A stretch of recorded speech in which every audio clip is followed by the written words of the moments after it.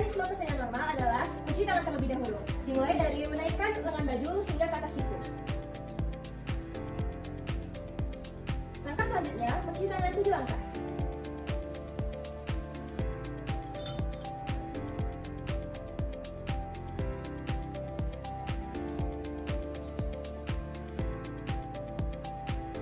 Keringkan menggunakan lap bersih.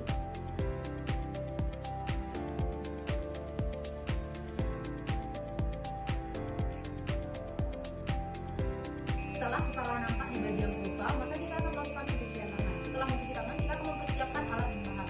Pertama, kita siapkan alat untuk melakukan persalinan. Ini disiapkan oleh alat juga.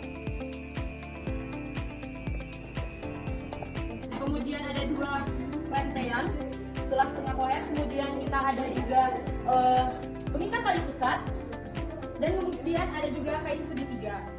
Setelah itu kita letakkan ke dalam baki. Tesnya ya bunyi itu dia lah kawan-kawan. Oke, selanjutnya kita persiapkan bahan-bahannya. Di mana bahan-bahan yang digunakan yaitu adalah oksitosin dan lidokain.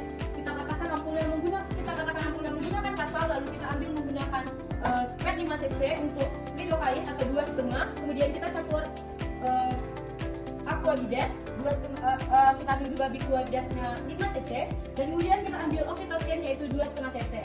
Kemudian kita letakkan ke dalam, untuk oksitosin kita letakkan di dalam bak instrumen untuk persalinan.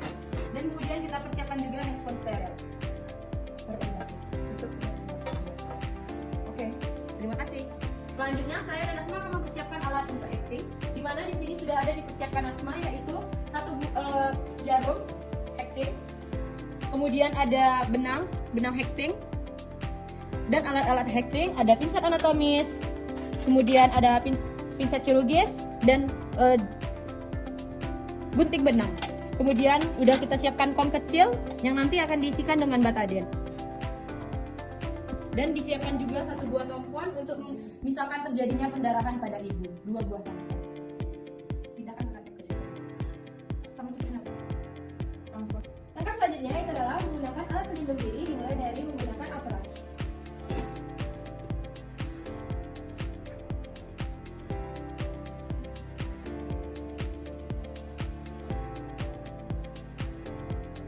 Setelah itu gunakan APD bagian kepala, yaitu menggunakan sarung kepala, masker, dan juga budol.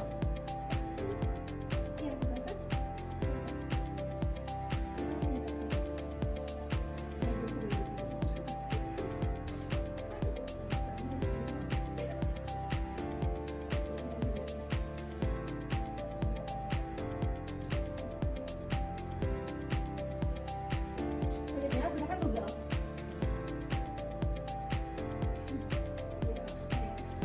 Selanjutnya adalah menggunakan sepatu boot.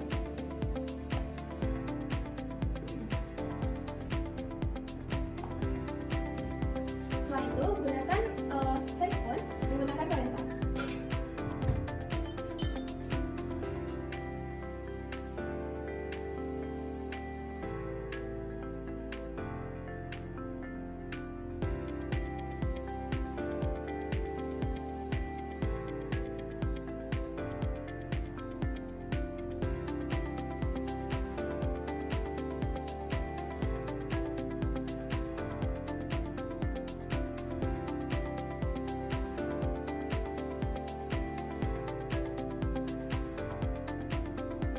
Jika kepala sudah tampak di vulva 5-6 cm, kita lakukan PT. Cek ilitan tali pusat. Tidak terdapat ilitan tali pusat dan tidak terdapat bagian yang membom. Selanjutnya, jika terdapat garis putih di forceps, berarti perineum ibu kaku. Jika perineum ibu kaku, kita akan melakukan anestesi lokal untuk melakukan episiotomi. Sebelum melakukan anestesi, kita melakukan buka healing terlebih dahulu. Kemudian kita lihat apakah perineum ibu kaku. Kemudian kita melakukan anestesi dengan intramuskular.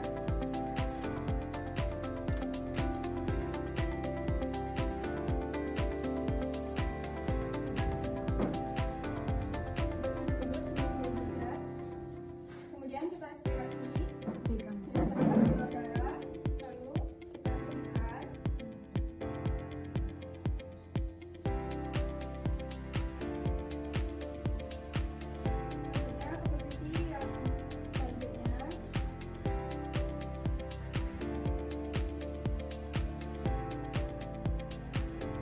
Salah Indah, dijajar. Mana dong, susah. Setelah 5 menit kita cek kebebasan satu tadi. Jika ibu tidak mampu sakit lagi, berarti hasilnya sudah benar-benar dengan baik. Lalu kita lakukan etika kami dengan media lateral.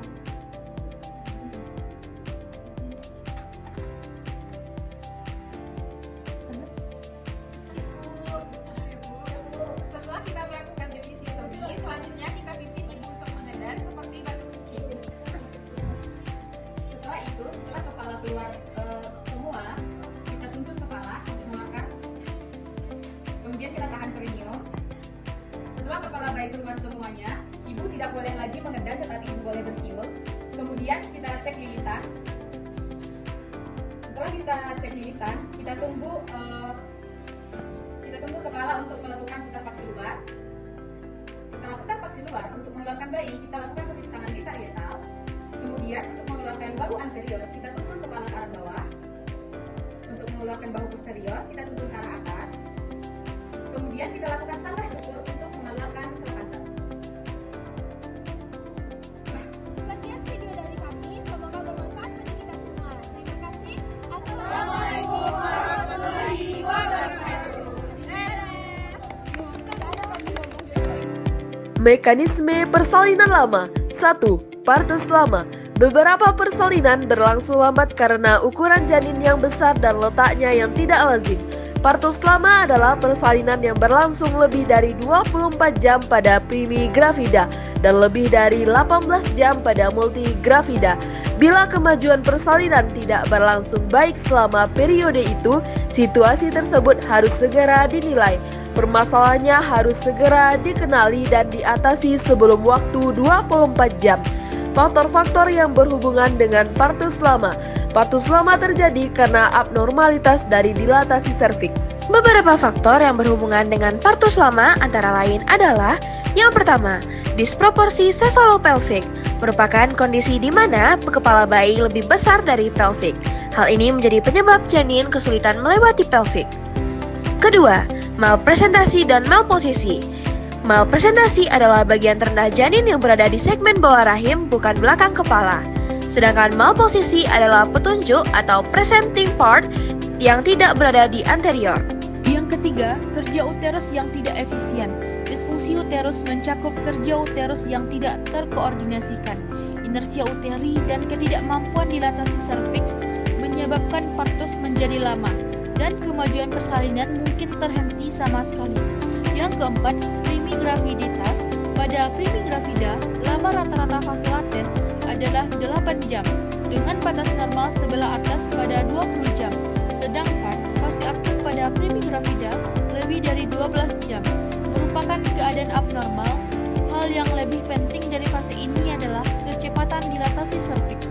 5. Pencegahan pecah dini. Pecahnya ketuban dengan adanya serviks yang matang dan kontraksi yang kuat tidak pernah memperpanjang waktu persalinan. Akan tetapi, bila kantong ketuban pecah pada serviks masih keras dan menutup, maka sering terjadi periode laten yang lama. Yang keenam, analgesik dan anestesi yang berlebihan dalam fase laten kadang-kadang besar gaya yang dihasilkan oleh kontraksi otot abdomen sangat menurun sehingga kelahiran pervaginam spontan terjadi. Selanjutnya, faktor-faktor penyebab partus lama, yaitu yang pertama, kelainan tenaga atau power.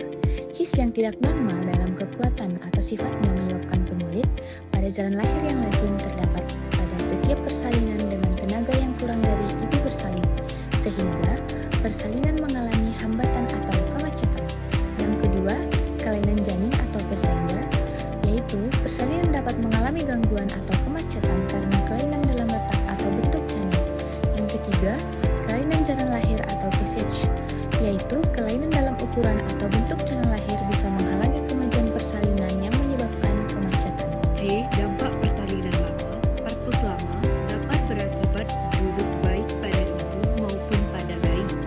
Ibu dan bayi dapat mengalami distres serta meningkatkan risiko infeksi karena dapat menyebabkan meningkatnya tindakan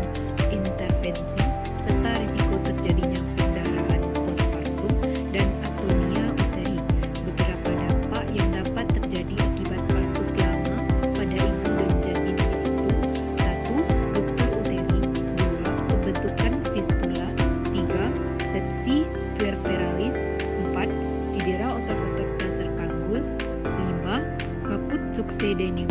6. Molase kepala janin akibat tekanan his yang kuat. 7. Kematian janin. Selanjutnya yaitu klasifikasi partus lama. Yang pertama, fase laten memanjang. Dikatakan fase laten memanjang apabila lama fase ini lebih dari 20 jam pada nulipara dan 14 jam pada ibu multipara. Yang kedua, fase aktif memanjang menurut Bregman, yaitu permulaan fase laten ditandai dengan adanya kontraksi yang menimbulkan nyeri secara